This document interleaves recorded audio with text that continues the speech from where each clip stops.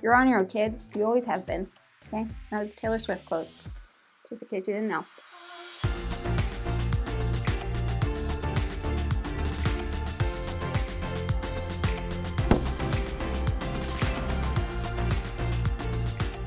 Hello everyone, welcome back to Foster the Meeple, a channel all about board games and board gamey things. I am back again today with another pumped up Kickstarter preview.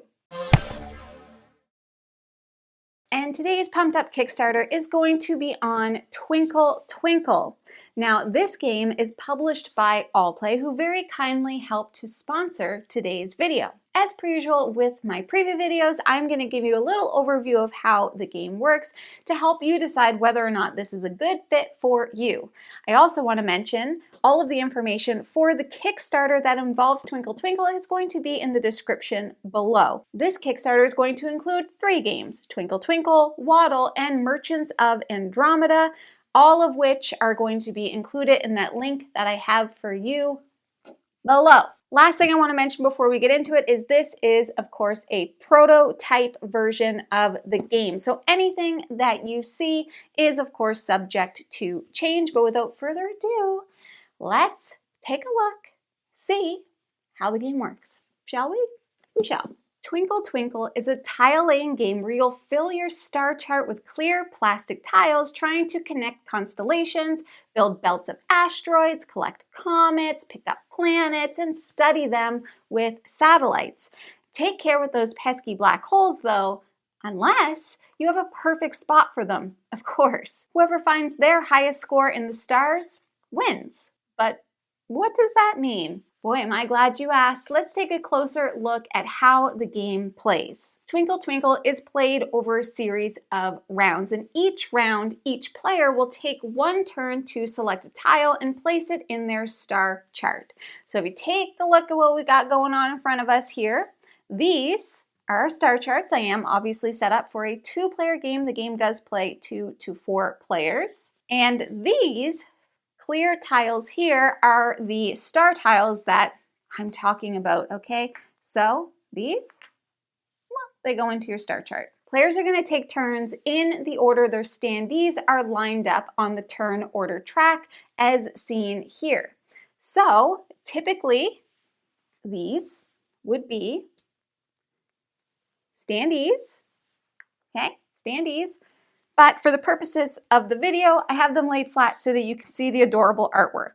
Because that's a cat in space, and I know that everybody wants to see that. I personally definitely want to look at that, so that's just where we are. But like I said, players are going to take their turns in the order that their standees are lined up on the turn order track here. Their choices will determine the turn order for the next round. We're going to get into all of that here in a second. On your turn, you will take your standee from the turn order track and place it above the tile that you want to take. As an example, this little teddy bear, that's first player for the purple player, and maybe they might want to take this one. Okay, so they're going to place their standee above it, and that's the tile that they are going to be taking. Then you're going to take that tile and place it in any free space on your star chart. So there's no placement rules. I could place it here, I could place it down here, whatever you like.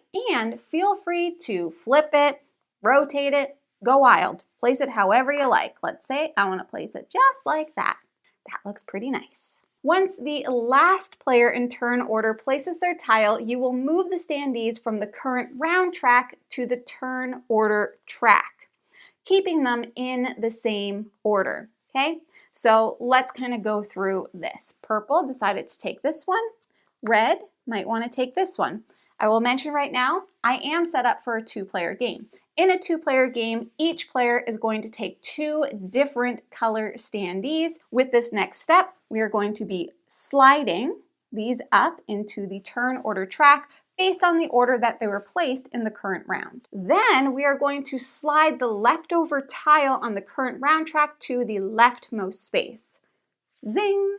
Move all tiles from the next round track up to the current round. So as you can see here, we have next round, so we're just going to slide those right up. Finally, we're going to refill the next round track from the bag. So we have a bag here filled with space stuff. You love to see it. Now, oh, this is a great example. If you pull a slow tile, which will have this little time symbol on it, you are going to move it to the rightmost empty space on the track, which is here. Okay, that one doesn't have one. So we'll do this. We've got this one and this one. That was easy, just like rocket science. Then you're going to start the next round, and you will continue doing this until the game ends, which will happen when all players have filled their star charts. Each player will then score points for their constellations, nova stars, and each scoring tile, which you can see here along the sides of each board. I do also want to mention, I currently have it set up with the standard scoring tiles, but if you flip them over, it's going to give you a different variation of scoring. Since we're talking about the scoring tiles, I may as well just tell you kind of what they're dealing with. So first off, we have asteroids. This is an asteroid. On the blue side, you are going to be scoring your largest cluster of asteroids, and clusters are one or more asteroid tiles placed beside or diagonally to each other. The scoring chart is going to be listed right there. Okay, next up we have black holes. Now black holes are pretty pesky, but you could score some points from them. Okay, so don't worry about it. If you get stuck with a black hole, it's not that bad. These here are black holes. Black holes will score 5 points if they are not placed beside another black hole, okay? Don't place them together. You're gonna make a mega black hole. That's too much. Nobody wants that. Then we have comets. This right here, well, that's a comet. And also I do want to mention, you'll see B for black hole, P for planet, C for comet. So if you're wondering what the letters are for, that's all they're for. Okay, so comets. Comets will score 3 points for each constellation beside them. And we're going to talk about constellations here in a second. Diagonals do not count. Don't even think about it. Then we have planets, which we have right here. Planets score 2 points each. The player with the most or tied for the most planets are going to score an additional 8 points. Planets are cool. You get more points for having the most, obviously. Lastly, we have satellites, which you could see right here. We've got 2 right there on the board. For each satellite, you are going to choose one of these 2 scoring methods. You can either score 3 points for each black hole and planet that is in its row horizontally, or you can score 3 points for each black hole and planet that is in its column vertically. Okay? And as I mentioned, you could flip all of these over and they are going to score differently. A constellation, I told you we were going to get back to that. A constellation is any group of 2 or more stars that are connected together. So this right here, well, that's a little constellation right there. Stars are only connected if there is a straight line between them. Okay, whoop. So you can see that right there. This means that diagonal lines that touch at an intersection between tiles, but do not form a straight line, do not create a connection, okay? So see this right here? They're diagonal, but there's no straight line connecting them. So that wouldn't be, you're on your own. You're on your own, kid. You always have been. Okay, that was a Taylor Swift quote, just in case you didn't know. Constellations will score points in 2 ways. First, you will count up the number of stars in your largest and second largest constellations and score the points listed under your star chart, which, as you can see, we have right here. Now, obviously, this whole board would be full in a full game, but just to show you how these ones would score.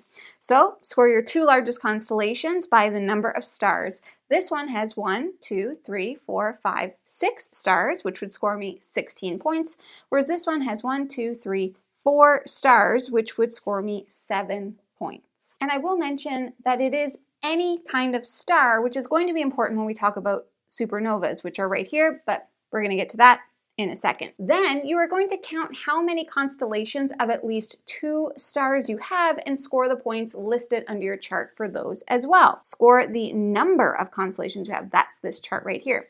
So let's just say I have 2. That would score me 2 points. Now, nova stars are the same as regular stars, except that they are worth 1 point at the end of the game, and they look like this. Okay, so they look like that star right there. There's something here on your board to remind you. Nova stars will score 1 point each. Oh, unless they're next to a black hole, just FYI. For your scoring tiles, you will score each other celestial object on your chart according to the rules on the scoring tiles, which we've already kind of covered. If a scoring tile refers to an adjacent object, only count objects that are orthogonally adjacent, aka next to each other, not diagonal to each other, okay? Space does not work in diagonals.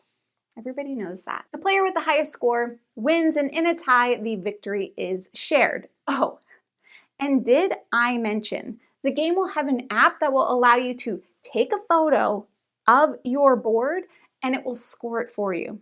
That's pretty far out. That was a space joke. If you prefer doing things the old school method, there will also be, of course, a scoring board for you to use as well. Whatever you prefer, you're going to be able to do it. So the question now is, who is this game for? This game is for puzzle lovers and space themes. If you're interested in the stars in the night sky and turning them into beautiful patterns and constellations, look no further. Literally what this is. It has a light rule set, but it still gives you like a bite of strategy in trying to find the best tiles to maximize your points. So that's why I said it is definitely for people who enjoy those puzzly style games, because you're not only kind of focusing on what you've got going on, but you probably want to focus on what everybody else is going on, so that you might want to hate draft some tiles. Sometimes that's really fun to do. It also plays relatively quickly, takes about 30 minutes to play, pretty easy setup for you here, and there is some variety within the scoring tiles and all of that stuff that you choose. This bag is also just full of these tiles. And so there is a chance, depending on your player count, that you're not going to get to see all of the tiles that are in the bag, and so there's going to be variety in what comes up every game you play. But yeah, that is kind of who this game might be for. So if that sounds like something that you might be interested in, I'm going to have all of the information, details, everything that you need to know down in the description below. Like I mentioned, this Kickstarter is going to have 3 games in it. All of them are played totally differently. I will also have a video for Waddle, which is one of the other games that is part of this Kickstarter. So if you're interested in learning about that one, check out the channel to see how Waddle works. I love that sentence, how Waddle works. It almost sounds like I'm trying to say how water works, but I'm not. Kind of, but not really. So if you're into the vibes, if you're into the puzzles, if you are into the cuteness and the space theme, definitely check this one out. And a shout out to All Play once again for providing me with this copy of the game and sponsoring today's video.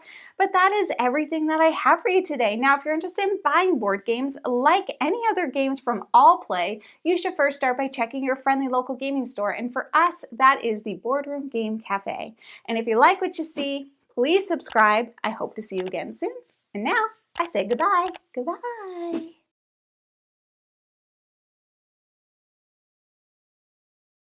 So let's do up a little example. Not connected. Uh-oh, we need to make them connect for my example.